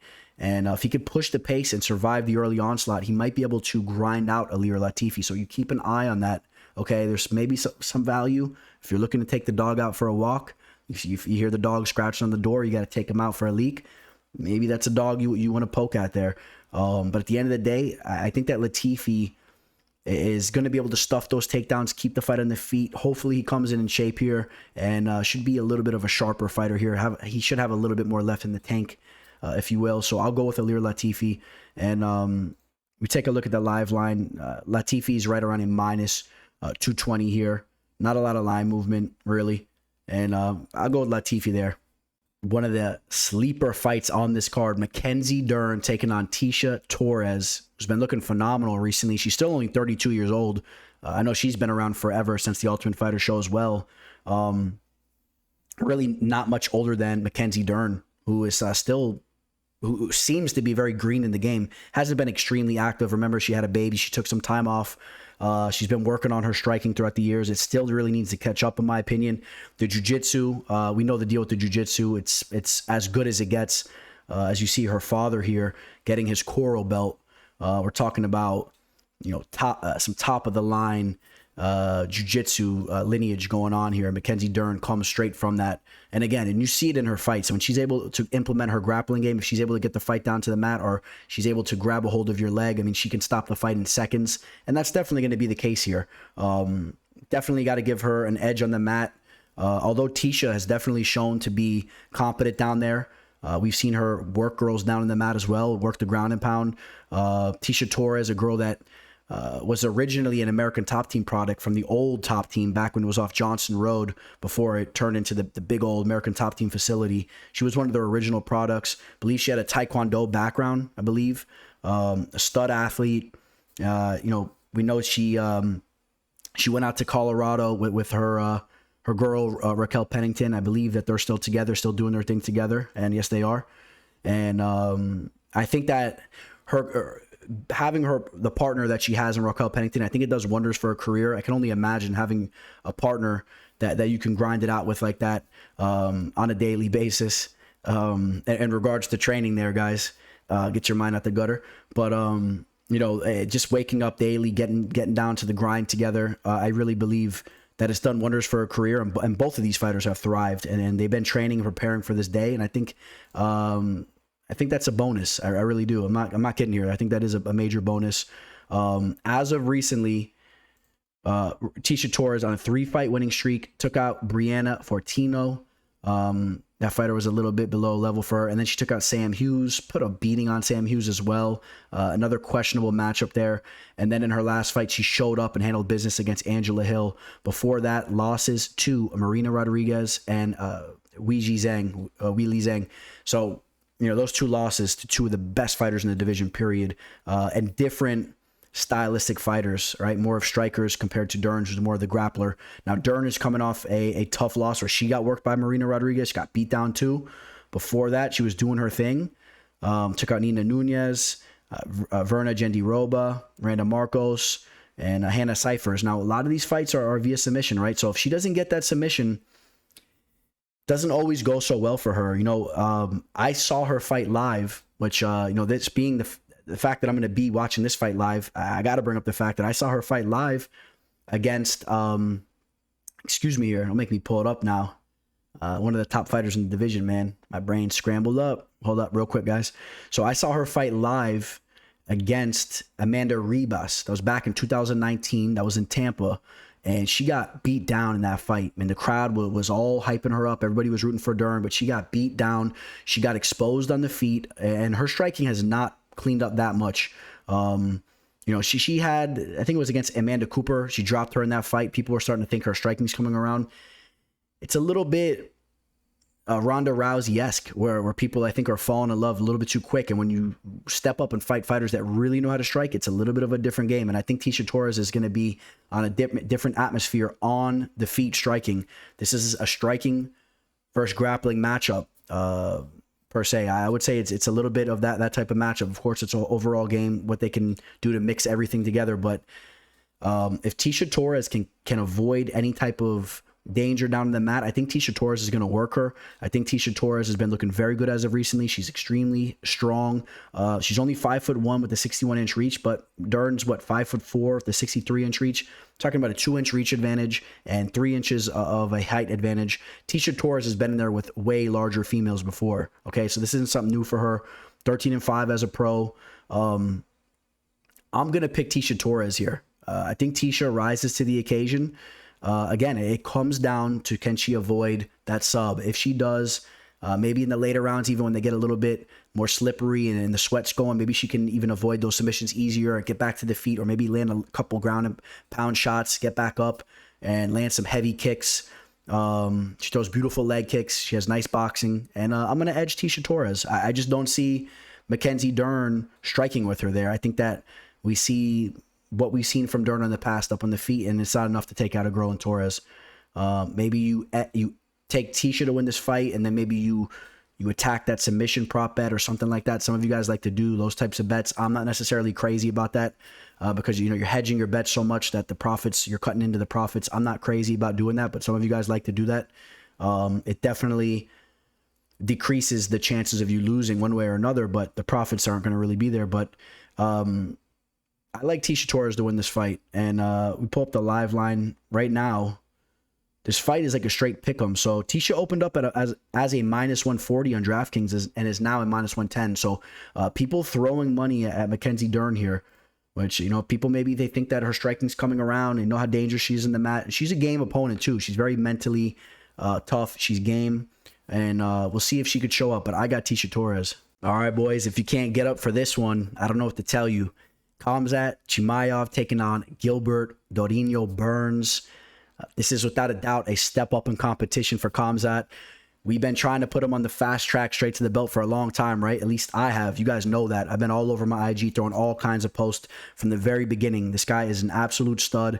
I've never seen nothing like it, ever. I've never seen anything like it in the MMA world, where a guy comes into the greatest proven grounds of mixed martial arts, the UFC, and goes in and wreaks havoc the way that he has, picking guys up, talking as he does it, walking over to the boss, throwing them down, just destroying them. Joe Rogan consistently talks about the statistics of his fights, where he's only been hit, I believe, 2 times in all of his fights, and the 2 shots that they scored against him was the leech when he was about to get choked out and he was throwing the hammer fist behind him, and Khamzat didn't have a worry about those. I believe that was the case. We remember the devastating knockout of Gerald Meerschaert. Whew, I was going crazy. I was sitting right here at the Penny Bar, had the live stream going. I was watching the fights with you guys. We were going nuts. That's somewhere out here on the YouTube channel if you want to pull it up. We went crazy. We were jumping out of our seats, which you guys can expect Fight Companions coming back very, very shortly for major fight cards. We're gonna do it right, though. We're gonna clean some things up. Khamzat, man, we know about how he's been training with Darren Till. He's grown on me so much, man.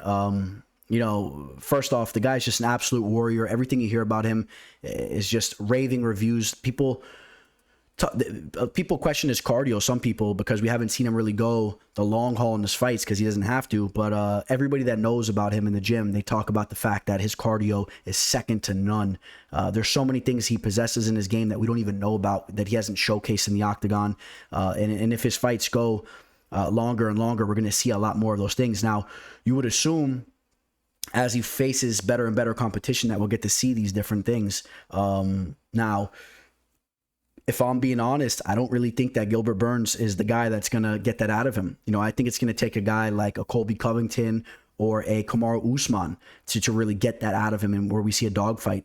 I'm going to kind of cut to the chase here, man. Gilbert Burns, he just recently got cracked up, against Kamaru Usman. We saw him take some serious damage. He did bounce back with the victory over Stephen Thompson. Now, remember, he was just using the wrestling and taking Thompson down in that fight.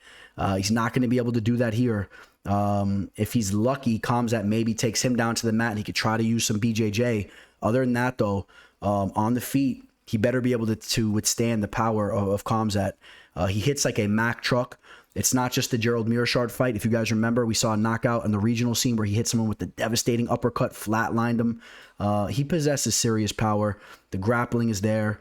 I've been saying it for a while now, and I'll say it again. He's the future champion. He has potential to be the MMA GOAT. I believe that. That's what I believe, man. It's not always about seeing things progress in front of your eyes and then saying it to be what it is after you see it. Sometimes, this is what we're about here at this channel. We like to predict things, right? We like to see the future or predict the future. We're going to be wrong sometimes. We're going to be right. This is what we do. This is what this channel is about. I'm willing to say that he's a future champion, and we might be seeing a GOAT here. I think we're going to witness a GOAT. I think we're going to see a guy that goes 20-0, 25-0. And not only is he undefeated, but not only does he go undefeated, but he does things that we don't see other fighters do. We've seen Khabib dominate these guys, but what Khamzat's been doing is way different, man. I know he hasn't been doing it for that long in the UFC, but let's see what he does again. I say that he finishes Gilbert Burns.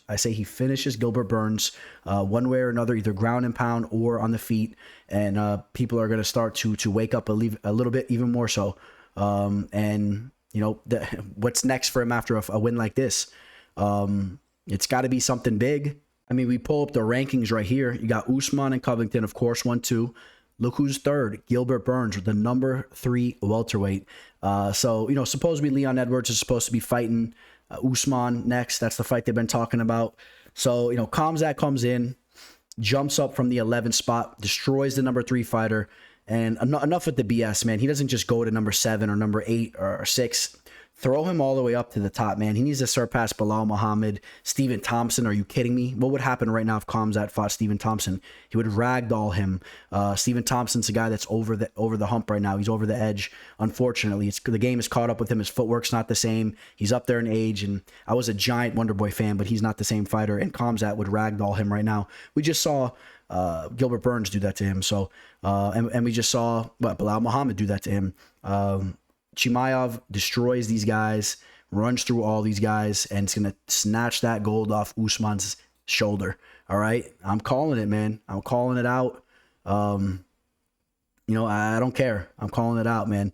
So, and we take a look at Gill. Gill's over here. And real quick, what is this set? 1 second, guys, over here.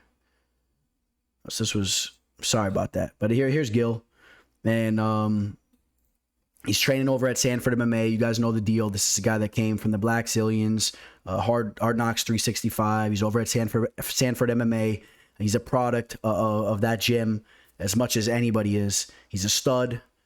You know, it's funny. I remember when he was just making a name in the UFC, not even making a name, when he was fighting his first fights in the UFC. If you remember, he took on Alex Cowboy Oliveira. That night when he fought, my roommate at the time, one of my boys, who might even be with me when we go watch the fights here, he had a girl at the time who lived with another girl who was messing or dating around with this guy. And that just so happened to be Gilbert Burns' brother, Herbert Burns, UFC fighter as well. And I remember my boy telling me, oh, yo, we got to check this guy out. You know, all the girls were talking about, you know, check out Gil, Herbert's brother.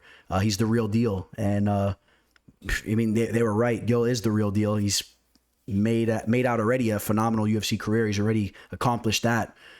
He wants to hold the gold strap though, but unfortunately Khamzat is right in front of him. So now I'm taking Khamzat to win this fight, and I'm taking him to win via finish. How about that? So if you wanted to be on the line for Khamzat, you know the routine. For whatever reason, they're not showing the line here, but I'll pull it up for you real quick on Bovada.lv. Khamzat right now is a -700. You could have grabbed him as low if you were early on this line, right around the -400 area. So crazy line movement. You guys should have not been caught off guard by this. This is what happens continuously with his fights now and moving forward. When you have stud fighters like this, it's the same trend all the time. They open up around that -400 range, that -350 range, and they skyrocket as we get closer to the fight, man. That's just what goes down with these types of fighters. So if you wanted to throw him in a 2-team parlay, if you wanted, maybe now you want to take him via finish to get a better line on him. Otherwise, you know, this line's going to get out of hand. And don't be surprised if you see this line touch -900, maybe even a -1,000 line on Khamzat Chimaev to take out Gilbert Burns, a proven fighter in the division. That's what we're talking about here. That's what we're talking about with this guy, Khamzat. He's breaking you know, all the boundaries of things that we've seen in the past, and he's going to continuously do that. That's why it's such a great show to watch, because we get to see something that we don't even know what's going to happen next. I'm telling you guys, you better be in your seat. You better be glued to the TV or wherever you're at to watch this fight. You better be ready to witness what's about to happen, because you're witnessing greatness and something crazy is going to happen. So I'm hyped up to see my favorite fighter in the game right now, probably. You know what I mean? Conor's always my favorite, but Khamzat's taking over, man. Khamzat and another guy we're going to be talking about next here in a second. These are my favorite fighters in the game, and we're talking about the cream of the crop, man. So again, you know, there's no line here. We talked about the line there. Now, also keep in mind, guys, you'll be hearing about that again anyway. But if you want to sign up through Bovada.lv, you guys sign up. I'm giving you my free picks for this fight card, giving you all my sports betting weekly picks, my NCAA college basketball picks. So if you sign up and you use my referral link and you use the email I give you, reach out to me, man. Let's get that hooked up. Khamzat Chimaev is definitely the pick here. Hey, you guys, real quick, because I get a lot of messages from you guys asking for my official plays. If you're interested, shoot me an email or a DM on Instagram or Twitter. All that information scrolling below. I have it also in the description of this video.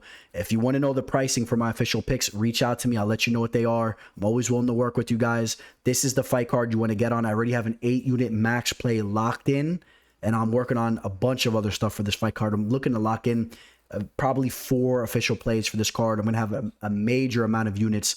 I got a lot of money set aside for this fight card, so I'm really going in, and we have some great spots. So do not hesitate to reach out to me. I'm telling you guys, you will not regret it. I'm like a kid in the candy store here. I go from the Khamzat Chimaev fight, breaking that whole thing down against Gilbert Burns, and then we jump straight into the Petr Yan versus Aljamain Sterling fight. Does it get any better than this? You guys know the history. We all know about the the illegal knee that was heard around the world. They ended up stripping Petr Yan of his championship belt. It was ridiculous. Of course, we got to throw some blame at Petr Yan for throwing that knee. He shouldn't have did that. But I'm a firm believer that Aljo milked that, and he could have fought, and he chose not to because he knew he was on his way to getting destroyed regardless. And if you guys remember that fight, if you weren't drunk and you were actually paying attention to what was going on, Petr Yan started off slowly, and he was still winning the fight, but he was pacing himself. He was making reads on Aljo, and he was picking things up, and then he was dismantling Aljo. And you saw the difference in the cardio, and you saw the difference in the technique and all that taking over the fight. Petr Yan is a robot.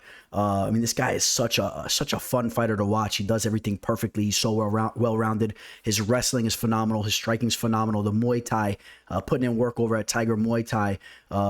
This guy is, the nickname No Mercy. You see it in his fighting style. This guy doesn't hesitate. He doesn't feel bad for his opponents. He's in there to decapitate them. We saw what he did to Uriah Faber. That's the kind of fighter you need to back, a fighter that is ruthless but also has the skill set. These guys, they don't seem to let you down besides that one fluke illegal knee, but you have to assume that he learned from that. Again, he goes back. He gets a victory over Corey Sandhagen. Corey Sandhagen, the stud. It's another big victory, proving himself once again. Again, we saw the Aljamain Sterling fight take place. Aljo doesn't have nothing for Petr Yan. He has to get a lucky shot early in the fight. He has to clip Petr Yan and somehow walk away with his belt, which would be a complete fluke.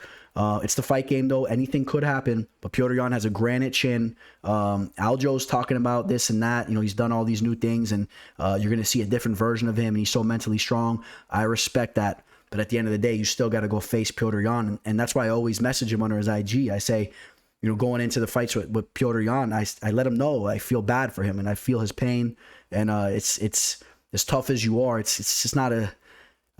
it's a thing. It's just a situation where I feel bad for him that he has to be locked in a cage with a guy like Yan, because there's no mercy in that cage, man. And and that was an illegal knee, but let's not get it twisted too. That was a solid illegal knee. He cracked him up there, and now this time he does it the right way. And I expect a late round finish, maybe a 4th round finish is what I'm thinking. And again, Aljo coming in phenomenal shape. The striking is just not on the level of a Petr Yan, and it's not something that he could just catch up to Petr Yan in a limited amount of time. Yan has been working on his striking for a long time. It's so methodical. It's so technical. Sterling's a little bit, he has a little bit more of an athletic type of style, and it's not going to be able to keep up with Yan. So he has to catch him with an early shot to try to steal success here. I just don't see it happening. And unfortunately, I'm sure I know exactly what he's thinking in this picture, man. He's like, damn, I gotta fight this guy again. He can't hide from him anymore. He had the surgery, this and that. And, at the end of the day, I want to give some credit to Aljo as well, because if he steps into the cage, on April 9th, at least, he did go back in there again. And, he knew he couldn't hold on to the belt the way that he did that. And that whole situation played out. So that was a year ago. So... 1 year later, we get to the bottom of this. And if you guys remember now, I lost a lot of money on that when they robbed me there. That was a major play that I had on Petr Yan, and I grabbed it at a phenomenal line. Okay, it wasn't like what the line looks like now. It cost me some money, man. It was very frustrating, but my read was on. Okay, a lot of you guys were talking about Aljo going into that fight. It's not the same as now after you saw how it played out. A lot of you guys were talking about Aljo going into that fight. Don't forget that. Okay, I've been on Petr Yan from the very beginning. Man. I remember watching his UFC debut while I was in Greece. I believe he was fighting on a European fight card too. The time was a funny time when it was playing. But I remember being on the islands, man, sitting on the ocean, watching Petr Yan put in work. You know, and I already knew of him coming into the UFC from the Russia fight scene. And, you know, he had some battles with a very talented fighter. He goes by the nickname the Tiger. I forgot his name, but they went 1-1, I believe, against each other. But he's been a stud since those days. And I'm all over Petr Yan to win this fight. He's going to get his sweet redemption. Now, let's not forget, a lot of you guys, we've been going back and forth about this situation for over a year on IG. A lot of you guys know I've been poking fun at this situation. Well, now it's my time to sit back and laugh. All right, so if you think you guys, for those of you that are rooting for Sterling, if you think you're going to have your opportunity, it's sitting there waiting for you. You got the YouTube comment section. You got my Instagram feed. If Sterling comes through, you guys can roast me up all day. And unfortunately for you guys, you're not going to have that chance. It ain't going to happen. And Petr Yan gets the 4th round finish in this fight. Oh, and real quick, before I slow things down, we'll brush up on the betting line here. Petr Yan right now as high as a -500, a 5-1 favorite, opened up around -350. Another fight where you shouldn't have been snoozing here. You should have been grabbing this line earlier. You should have been grabbing this line earlier if you wanted to do a little parlay with it, or if you wanted to take it straight and throw big on it at -350, maybe snag some dollars there. You got to be on these lines early.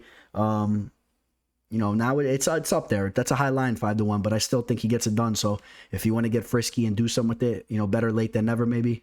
But be careful. It's a high line. You know, when I say be careful, I'm not talking about just in regards to the fight, but you want to be careful chasing those types of lines. You want to feel very confident if you're going to attack those types of lines, but you don't want to be late to the party like that consistently. So be on top of your game there.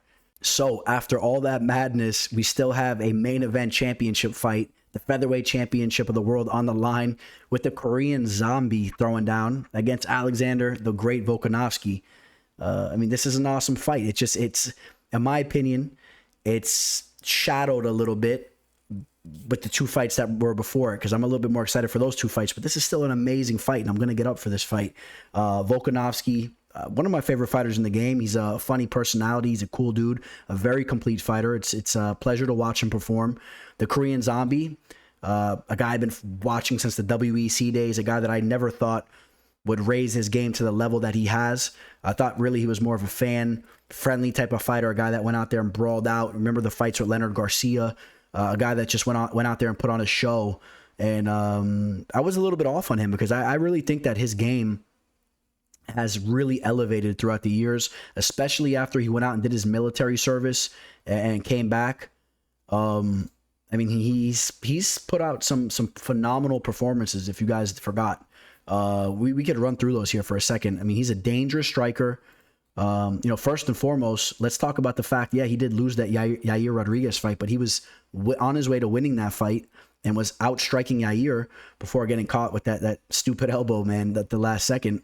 I shouldn't say stupid elbow, a beautiful elbow, but if you're talking from, you know, the Korean zombie's point of view, it was a stupid elbow. But, you know, we talked about the WEC days. You know, he did get head kicked by George Roop. If you want to see a nasty knockout, you pull that one up.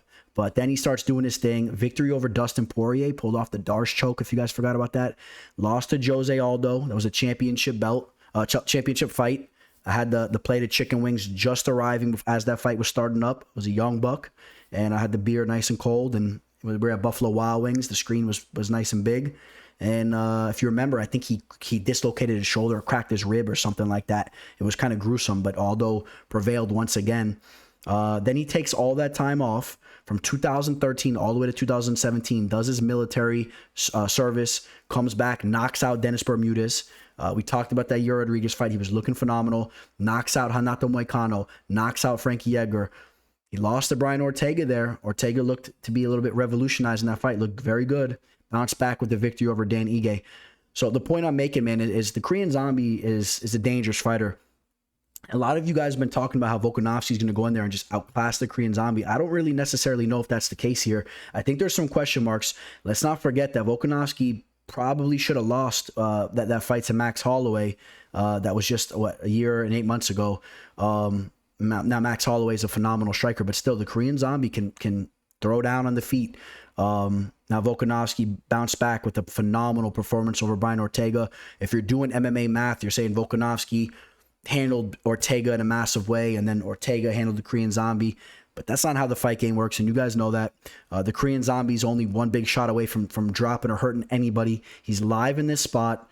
Both these guys in their mid-30s here. The Korean Zombie with a half-inch reach advantage, nothing there, an inch taller, nothing really going on there. Obviously, I'm going to go with Volkanovski to win the fight. Again, I think that he's just a phenomenal fighter. He's such a complete fighter. And there's potential for him to hurt the Korean Zombie and get a knockout on him. There's a very realistic chance that he does something like that. We've seen the Korean Zombie knocked out time and time throughout the years randomly. And Volkanovski is a guy that has underrated power, and he's a technician on the feet as well. His boxing is very serious.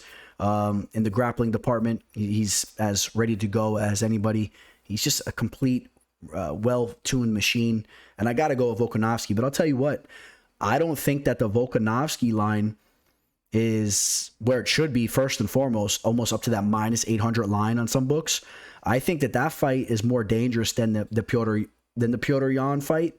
I do. I think Petr Yan, I feel more confident taking Petr Yan. I've already seen this fight play out. And I know what Petr Yan's about. He checks off all the boxes, and we know he's going to come up show out unless he gets tagged. Volkanovski, of course, he can be tagged as well, so he can do that. But we haven't seen these guys. We haven't seen them play out on the feet. Maybe the Korean Zombie kind of just has his number with the way that they match up striking and has a certain read on Volkanovski. I don't know if I'm taking that fight with 8-1 odds, okay? That's just how I feel about it. So, the Korean Zombie's such a game fighter. So I got Alexander Volkanovski to win the fight, but the line is a little ridiculous. I'll probably have it capped more like a minus 400. I think that people have gotten away with these lines. They're getting a little out of hand. I would say Volkanovski should be a minus 400, minus 450 maybe. But again, when he goes out there and he wins, then people are going to say, hey, look, it cashed, period. But that's where I'm capping the fight a little bit more so. 8-1 odds, it's a little crazy. Don't disrespect the Korean Zombie like that. All right, we'll see what happens. But my pick is got to be Alexander Volkanovski, the excellent chef and the excellent featherweight champion. And he's on his way to being the greatest featherweight of all time if he just keeps going out there and just continuously does work. He has some work ahead of him, but he's on his way to making a name for himself like that, in my opinion. So Volkanovski is the pick. All right, guys, that wraps up UFC 273, the A+ fight card. Now, to wind things down, I'm not going to give you guys some deep philosophical type of message, but we're going to recap the incident that shook the world up not too long ago when Will Smith slapped Chris Rock the other night. And I'm going to tell you my thoughts on the situation because I hear everybody and their mother talking about it online. And quite honestly, I really haven't found too many people that I agree with their assessment. I mean, yeah, I agree with some of them, but they don't really hit it on the head like I think I'm going to hit it on the head here. Maybe people are scared to speak on it from that sense, but Joe Rogan was about as accurate about it as I heard anybody, even calling Will Smith for being out of line. We all know the situation first and foremost. Will Smith can't even control his wife. She's in some type of entanglement. He's a loser first and foremost for being in that situation. In my opinion, he has the potential to be a man, and he already has a giant leg up with the situation that he's in. He's filthy rich. He has the name. Everybody knows him. He could do whatever he wants in this world, but yet he's in the situation he's in. He's losing right there. Okay. He's obviously in a wacky state of mind, right? He's all messed up from his wife, from that whole incident being in the public.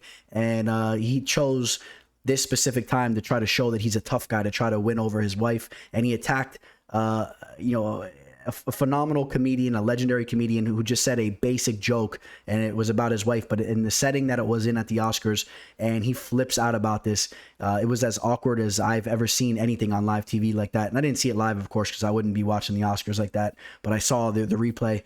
But, I think it was ridiculous, and this is what I want to say, and I want to say this for any of you guys, okay? I feel if anybody ever goes up and touches you the way that Will Smith touched Chris Rock by slapping him in the face, You have the right to defend yourself, and as a man, you should not sit there. I don't care what the setting is. I don't care if you're hosting the Oscars. I don't care if the entire world is watching that video.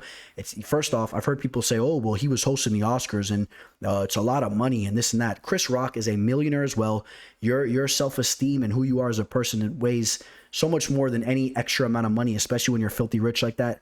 I mean, everybody's different, but I'm telling you, if somebody ever came up and touched me like that, I'm going berserk. I'm going crazy. I can't even really say what I would want to do. And I'm not saying, oh, yeah, I'm Mr. Macho Man, I'll go crazy. I don't care who you are. I don't care if you're 5'2", 110 pounds. Will Smith hits you and turns your back. I mean, you defend yourself, if you catch my drift. You defend yourself, and you go in and you let the world see. And people are going to be raving about you one way or another. Even if you lose the altercation, everyone's going to pull you guys apart, but at least you defended yourself. How do you sit up there and take that and just sit there and talk? What kind of man are you? That's not how I roll. So I know some of you guys will probably disagree with me, but it is what it is. I know some of you guys are a little bit more docile and you guys feel, oh, you got to be the bigger man. You know, I'm not here to talk like that. That's not how I roll. That's not how we roll. When someone touches you like that, you got to go in. Diaz style, however type of fighter you want to say, McGregor style, go ruthless. Who's letting someone do that to you? And Will Smith is a chump for doing what he did.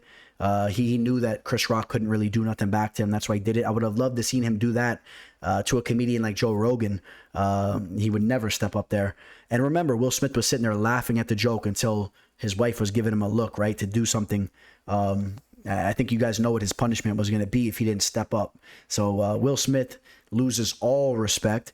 The guy, and I want to say this too, all those Hollywood movie stars, man, all those elitists out there, then he goes up there, he wins the award, and he's crying and this and that. What a joke. In what world can you walk up, slap somebody, and assault somebody like that, and then everybody's clapping, raving about you, and you're at the after party celebrating, it's like nothing happened, and all these weird Hollywood people want to, you know, they want to be seen with him. They think he's the cool guy of the night. You see John Travolta giving him, a hug, squeezing him so tight. All these guys, Denzel Washington, all these guys, man. I can't even say really what I want to say about all those Hollywood elitists. But you guys catch my drift. And the point is, if any man ever touches you, you don't ever let somebody touch you like that. Period. You don't ever let somebody touch you like that. Period. There's no excuse. There's no exception. There's no setting where that's okay. So that's how I look at it. And I don't know why everybody's not calling that out. And I don't know why everybody's not calling out the fact that all those people are sick for cheering him and letting him go up there and get that award, and why he wasn't kicked out immediately for assaulting somebody for absolutely no reason. And you people that want to say he's defending his wife, it's an absolute joke. And literally and figuratively, Chris Rock was saying an innocent little joke. That's his job. It's a show. It's the roast. That's what they do. If you don't have thick enough skin, then go sit inside your hermit crab shell and don't go out in the real world. You got to have a little bit of a sense of humor, man. You know, I come from a family where that's all we did is bust each other's balls since a kid. And if you couldn't take it, it showed your insecurities. And the fact was, everybody was going to tease you and team up on you until you started to harden up and have a sense of humor. That's how we roll. I mean, I have some Irish lineage in me. I mean, that's how the Irish roll. That's how a lot of Americans roll. You know what I mean? Like, you got to have thicker skin, man. You can't act how Will Smith act. And Jada Pinkett, right? She's a girl that's used to having her toilet bowl cleaned, and she's used to having all her clothes folded up and nobody ever telling her what to do. She's used to bossing around everybody in her sight, and she doesn't know what it's like to have anybody say anything to her she doesn't like. And I think it boils my blood.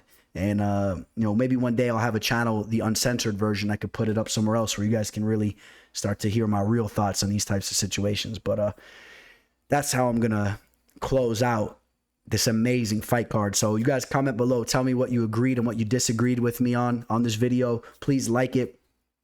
Remember, take a guess on why my neck is broke here.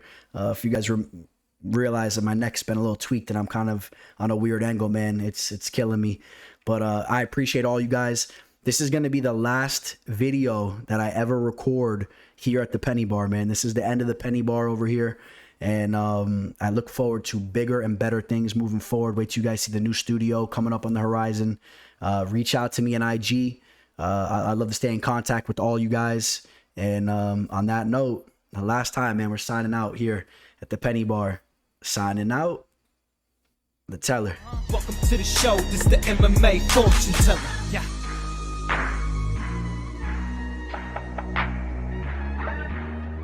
The MMA fortune teller. The teller. The teller. The teller.